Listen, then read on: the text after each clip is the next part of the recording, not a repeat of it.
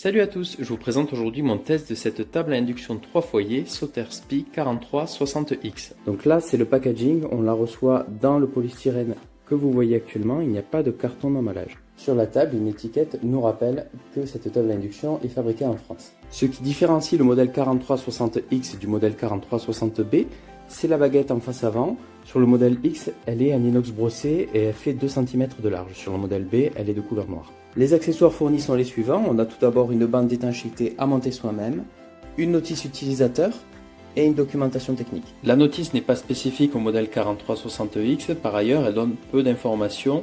Si l'on veut des instructions complémentaires, il faut aller sur le site de Sauter et télécharger un guide complémentaire. Au niveau des dimensions, cette table à induction mesure 60 cm de long par 52 cm de large par 6 cm d'épaisseur.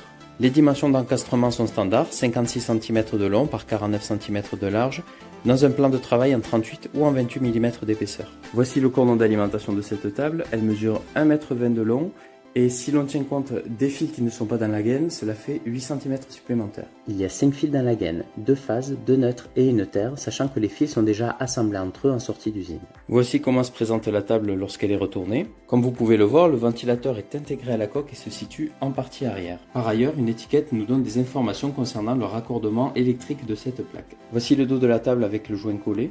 À noter qu'il reste très peu de joints. Donc au moment de la pose, il faut faire attention à bien tirer la bande droite, car sinon c'est très difficile à retirer ensuite. Voici le raccordement électrique de cette table Sauter. Donc chez moi j'ai du monophasé. On a 3 fils qui arrivent du mur. Le marron c'est la phase est relié aux 2 fils de phase marron et gris. La terre est reliée à la terre. Et enfin le bleu est relié au bleu et noir, c'est donc le neutre. Le tout étant connecté avec un domino en 10 mm² de couleur blanche. Au niveau des sections, les fils qui proviennent de la plaque sont en 2,5 mm², tandis que ceux qui arrivent du mur sont en 6 mm². Cette table à induction fonctionne en monophasé, mais aussi en triphasé. Dans ce cas, il ne faut pas utiliser le 3e fil de phase. Les instructions de câblage sont indiquées au dos de la table. Par ailleurs, le 3e étiquetage ne s'applique qu'aux Pays-Bas. Au niveau de mon tableau électrique, c'est le 3e disjoncteur divisionnaire en partant de la droite, rangée 2, qui contrôle la table à induction, et en début de rangée, j'ai un différentiel 30 mA de type A qui protège les circuits qui peuvent contenir des appareils électriques à composante continue. Voici une vue de la table prise par en dessous et encastrée dans un plan de travail en 38. Alors on entend le bruit du ventilateur parce que je viens de l'utiliser. Il faut savoir qu'après chaque utilisation, le ventilateur tourne pendant un long moment, ça dure plusieurs minutes. Mais le bruit n'est pas trop dérangeant parce que le four bloque le son et du coup on n'y prête pas attention. La Sauter SPI 4360X développe une puissance totale de 7200 watts. Elle se compose donc de 3 foyers. Le grand foyer sur la droite, appelé amplitude, a une puissance max de 4000 watts. Et Sauter ne communique pas la puissance des 2 autres foyers. On a donc un petit foyer et un foyer intermédiaire. Le foyer intermédiaire fait 21 cm, le grand foyer fait 18 cm en partie intérieure, 28 cm en partie extérieure et le petit foyer fait 16 cm. Petite précision, il est néanmoins possible de calculer la puissance cumulée du petit et moyen foyer en faisant une soustraction 7200 watts moins 4000 watts et on obtient 3200 watts. Cette table est à commande tactile, les commandes sont déportées côté droit. Les instructions sont en français et il y a une rangée de commandes par inducteur. Les fonctionnalités de base sont les suivantes. On dispose tout d'abord l'ustensile sur le foyer que l'on va utiliser, puis on appuie sur le bouton correspondant. Et on a un chiffre qui apparaît compris entre 0 et 14 qui correspond à la puissance de chauffe et on fait varier ce chiffre à l'aide des touches plus et moins. A noter qu'à puissance maximale, l'inducteur est plus bruyant. Alors on a des programmes qui sont déjà préconfigurés. Le mode doux correspond à la puissance 6.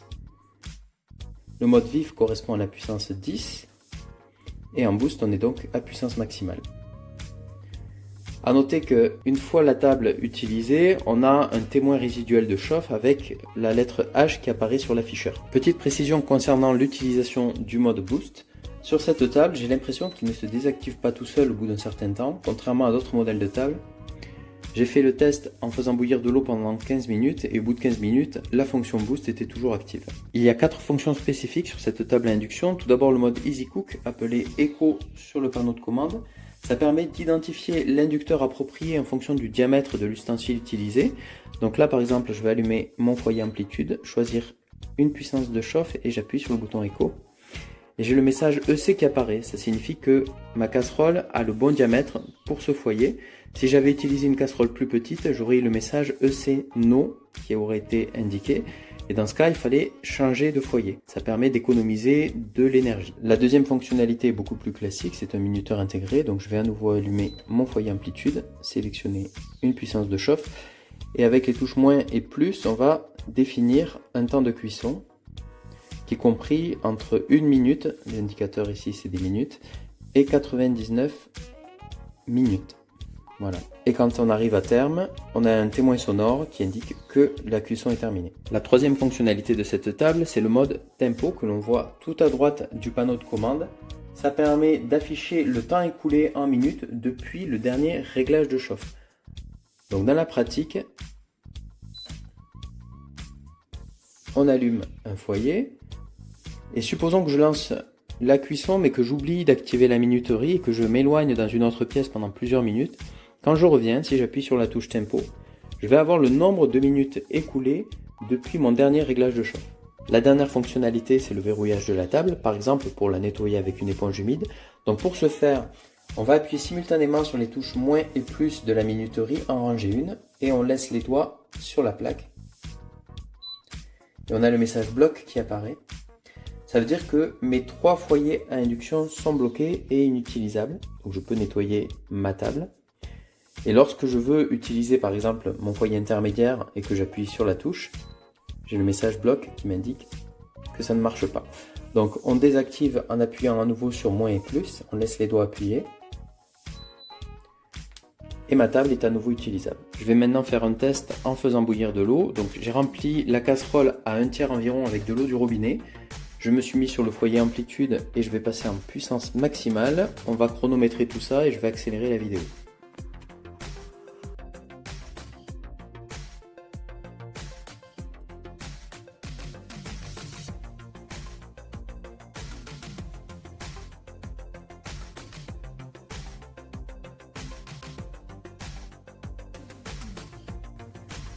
Donc voilà, il faut environ 9 minutes pour porter de l'eau à ébullition. Quand je compare avec la table à induction Samsung que j'ai testée il y a peu, j'arrivais à ces mêmes résultats là au bout de 6 minutes environ. Donc cette table sauteur est un peu plus lente à monter en température que la Samsung. Et pour info, après utilisation, voilà comment se présente le témoin résiduel de chauffe qui indique qu'il ne faut surtout pas poser les doigts sur la plaque. Avant d'évoquer les points positifs et négatifs, je vais partager avec vous mon ressenti sur cette table que j'utilise depuis plusieurs semaines maintenant. J'avais auparavant une table à induction 4 foyers Samsung NZ64M3NM1BB qui m'a déçu, à la fois parce qu'elle n'était pas pratique à utiliser, mais aussi parce que je ne la trouvais pas fiable.